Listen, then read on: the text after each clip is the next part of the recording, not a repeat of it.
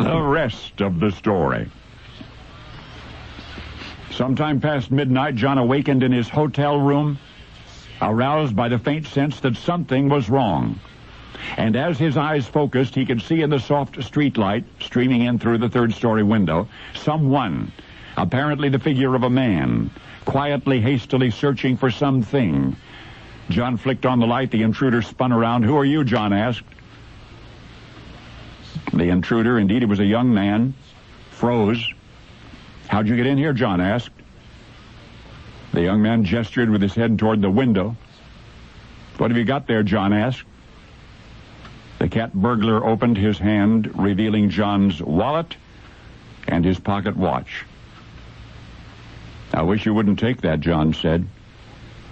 The thief lunged toward the window. "Wait a minute. I don't mean the wallet or the watch," John continued. "I mean the charm on the watch chain." The young man stopped. "What do you mean?" he said, his voice breaking nervously. Well, John explained that the charm had been given to him some while ago. Probably it was not worth very much, except sentimentally. The young man looked quizzically at John. "All right," he said. And he laid the watch and the chain and the wallet on a table. Then he started for the window once more. "Now, wait a minute," John said. "Wait just a minute. You took a big risk climbing in here in the middle of the night. Why did you do that?" The young man fired back, "Why should you care?" John shrugged and said, "Well, just curious, I suppose, but why?" So the bewildered cat burglar, his eyes downcast now, related the rest of the story. He was a student, he said. He and his college roommate had been visiting town. They had run up some bills. They had no idea how much things cost in the city, and suddenly they'd found themselves unable to pay their hotel bill or even to afford train tickets back to their campus. By then, John had slowly made his way over to the table on which the wallet had been placed. He picked up the wallet and withdrew $32 from it. "Here," he said, holding the money out for the young man.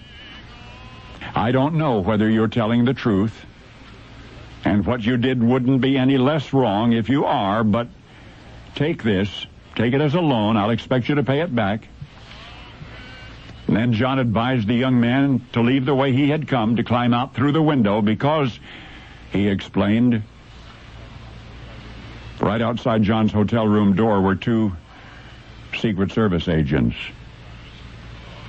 And then John introduced himself, and the young man, now utterly amazed, took John's advice, and he later repaid the loan, repaid it in full. The loan he got from the guest in Washington's Willard Hotel. The guest who had given him a remarkable break, the man who, upon the recent death of President Warren Harding, had himself become president, John Calvin Coolidge. President Coolidge never told anyone the cat burglar's name, so his identity is lost to history. And yet, of all of the things that most folks remember about the Coolidge administration, born in tragedy in the summer of 1923, of all of the things about him we learned in school or heard or read or even saw firsthand, it was his nickname that we remembered best, a nickname derived from his taciturn nature. Silent Cal, everybody called him. Silent Cal.